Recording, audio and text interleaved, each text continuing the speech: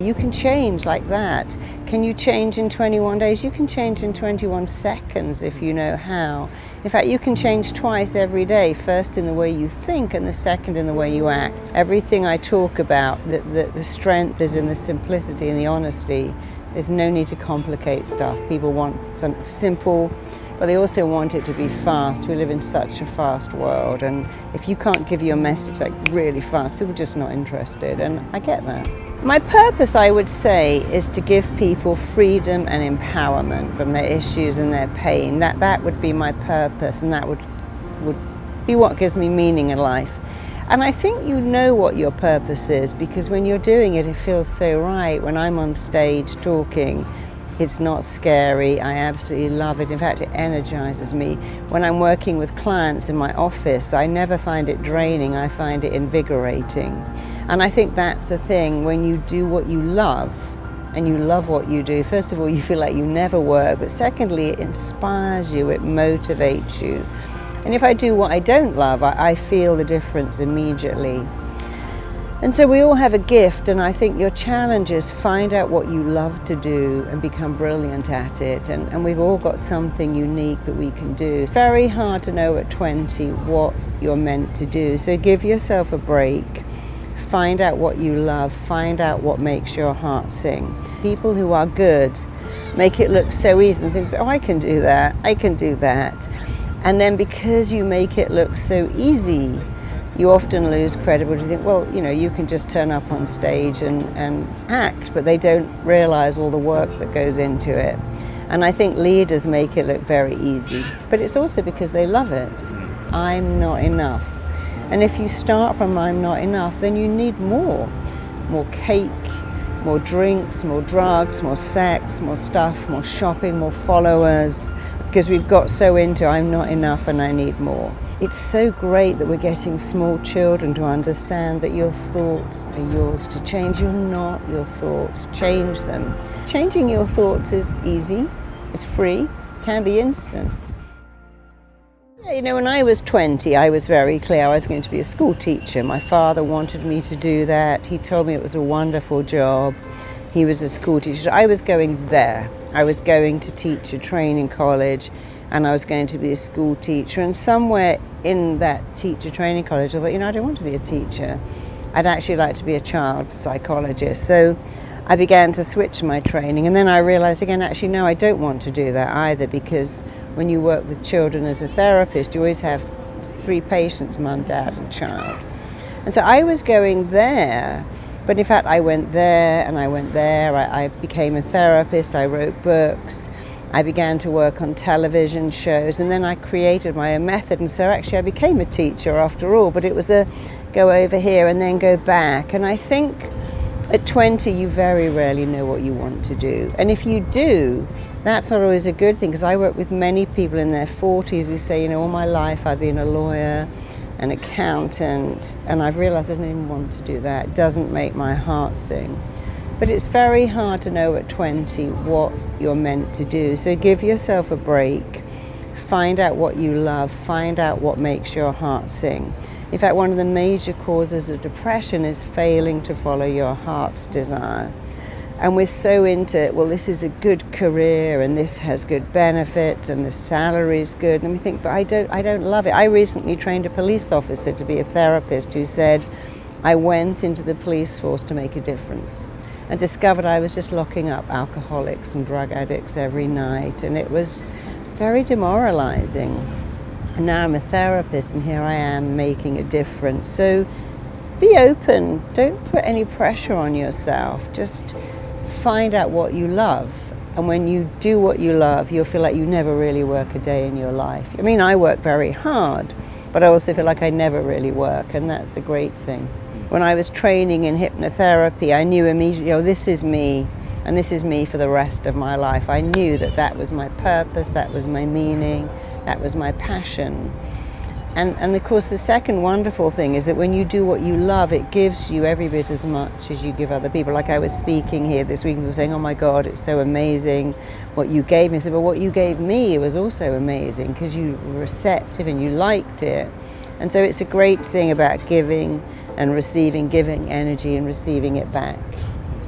And I think a lot of conventional therapy is so busy trying to change the behavior or the actions or the feelings, when the law of control says it all starts with a thought.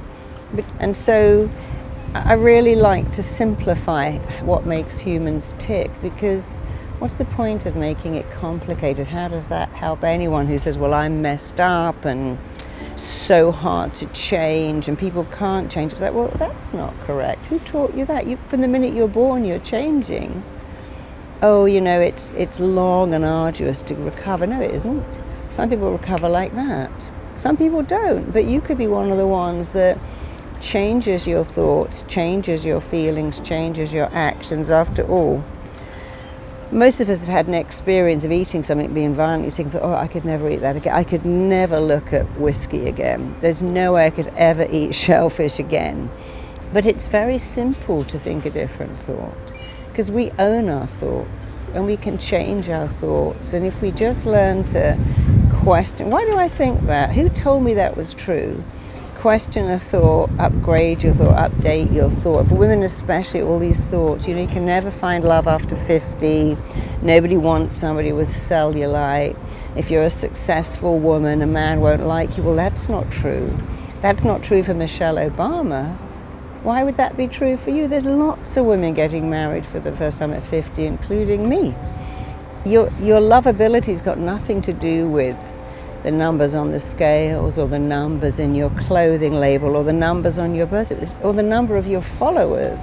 So we get very consumed by the number. I need to be thinner, taller, smarter, better grades, more followers. And you've got to stop all of that and just believe that you're great, and you can be even greater when you stop defining who you are by what the numbers say. Most of us, we make a belief without realizing that that belief turns around and makes us, and then we have something called confirmation bias. We now look for proof that that belief is real. I'm painfully shy and I can't speak to people. I've made a belief, but that belief is making me now, because I stress about speaking to people. I might blush, I avoid situations, and now I'm looking for proof, the confirmation bias. Look, last time I spoke, I went bright red, I got all tongue-tied. That person, I could see they weren't interested. I felt like an idiot. So I better make sure I carry on not speaking. So you have to switch it. I've made a belief. Why don't I change that to, I can talk to people. Other people do it.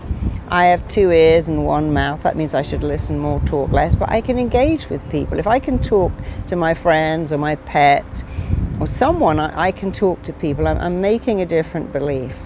And that different belief is making me, now I'm looking for confirmation bias of how, oh, I spoke to a guy in the store and they were engaging. I spoke to someone at a bus stop and they were engaging. And if I can speak to one person, I can speak to many. And I can learn. I can go on YouTube and just learn what makes a great speaker.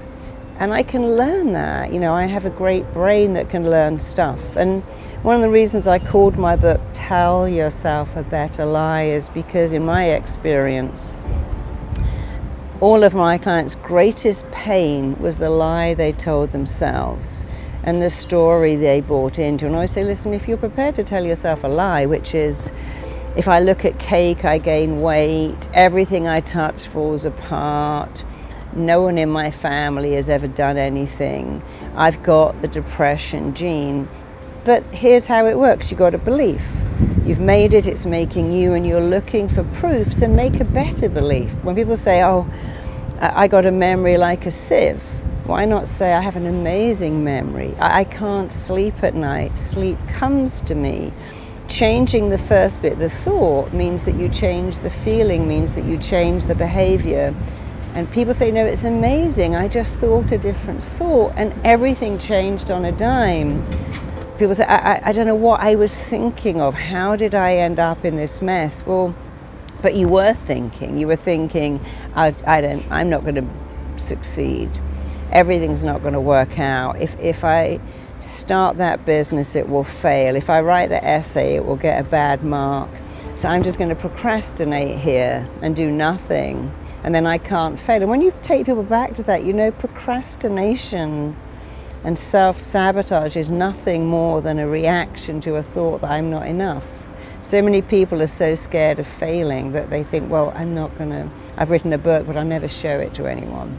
I've got an idea, but what if it doesn't work? And when they begin to see, oh, it all tracks back to a thought which I'm free to change, it's very liberating, it's very empowering. This video is brought to you by